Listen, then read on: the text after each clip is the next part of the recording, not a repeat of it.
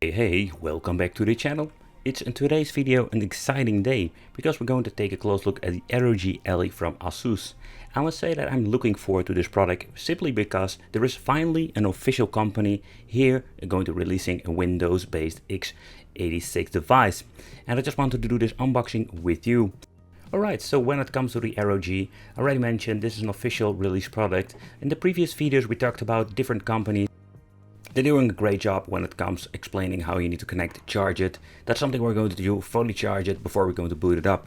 So beside the handheld and the charger, we're not going to get a lot. The cable is quite long, so I'm very pleased with that. I need to remove the plastic, but let's take a close look at the specs because this is just a typical 65 watt charger. So far I can see we cannot remove the plug itself, so this is only for one region. But okay, so let's talk about the ROG Ally. I've been waiting for this and I'm very excited. But I can tell you, when it comes to the comfortability, when it has just as a shell, yeah, at first I didn't know what to think of it. But after playing for a couple of hours, I realized this is not my favorite handheld at the moment.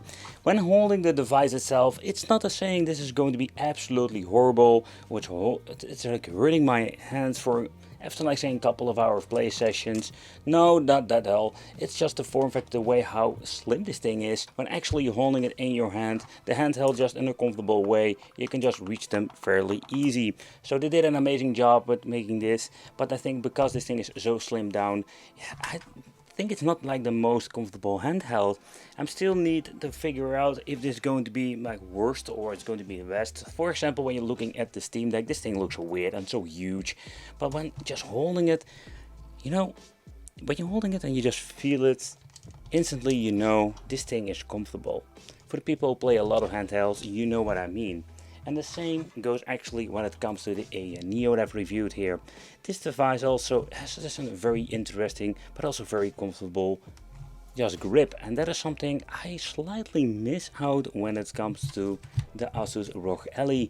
So let's talk about all the other parts of the handheld that I was surprised by, or I just really like it, because not everything is going to be like bad at all. Briefly, when I accidentally powered on, you can see it comes with a beautiful RGB light, and these things can get very bright. You can adjust it in the software of Asus itself.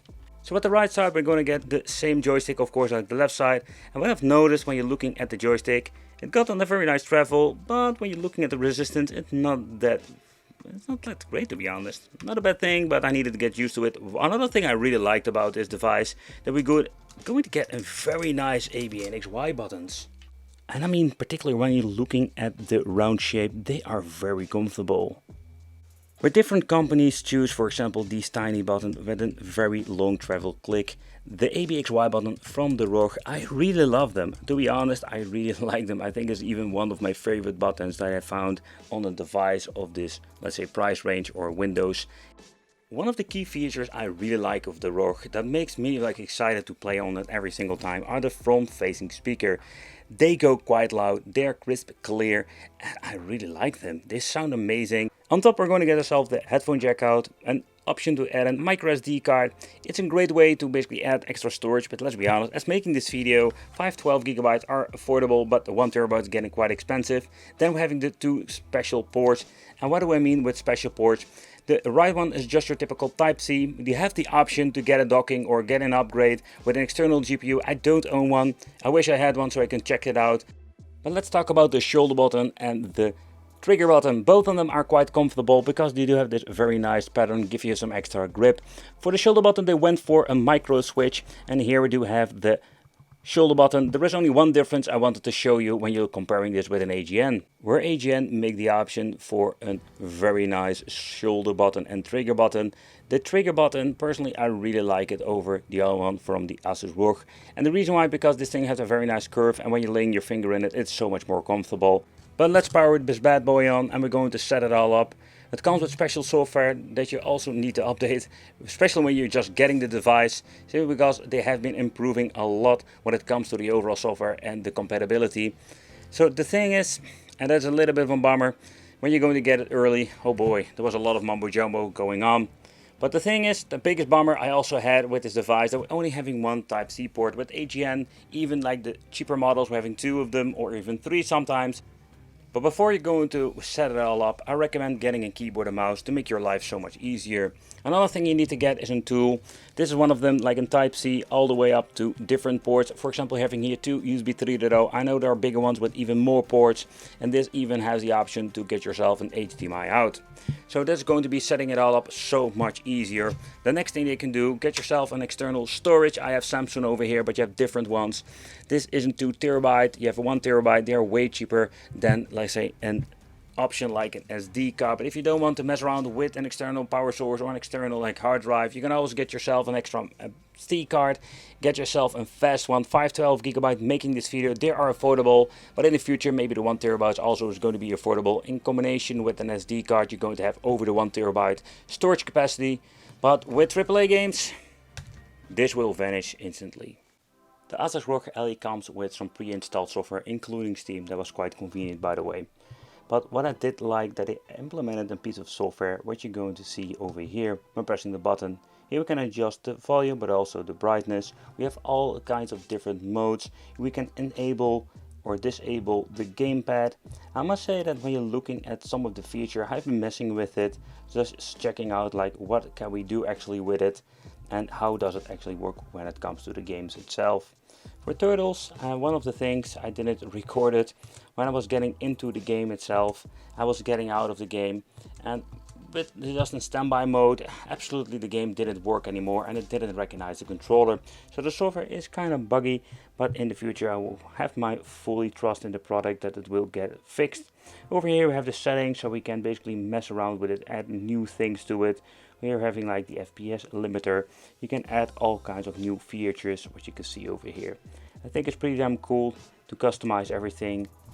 It will take some time, to be honest.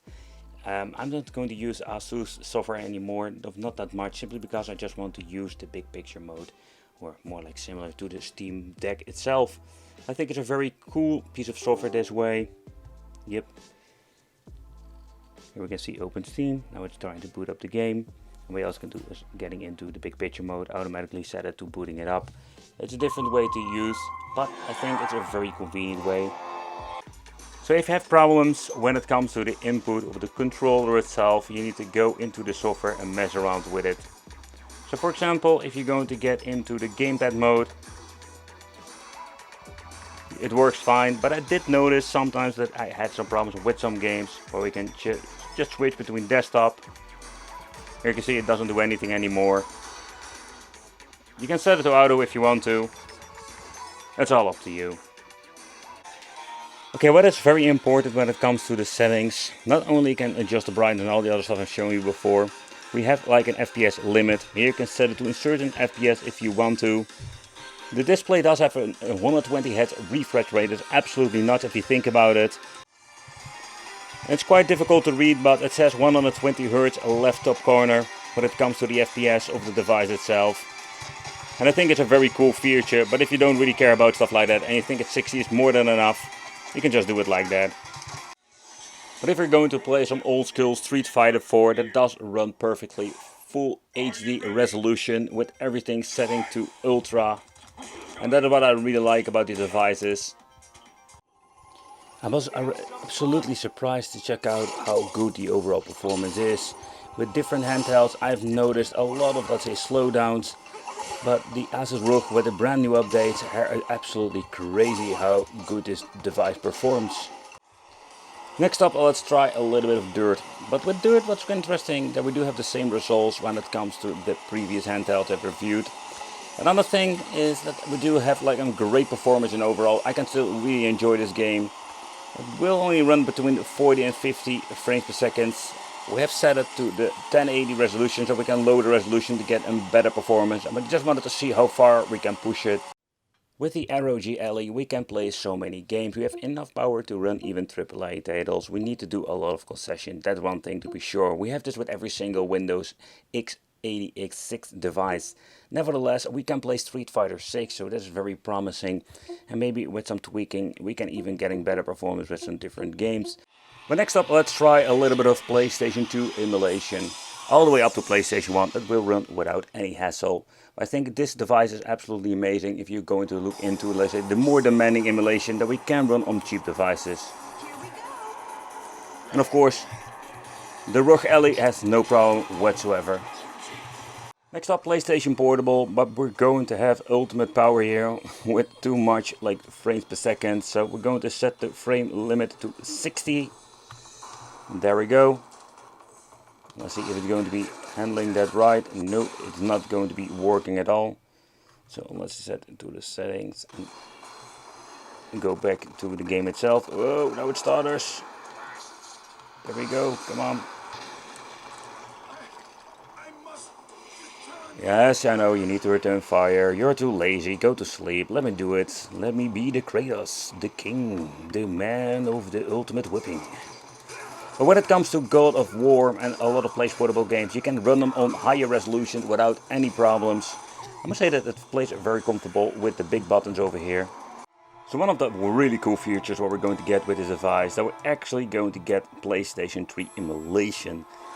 So where we're not having this option when it comes to cheaper devices, barely having PlayStation 2 emulation, now we do have the option to even play PlayStation 3 on the go.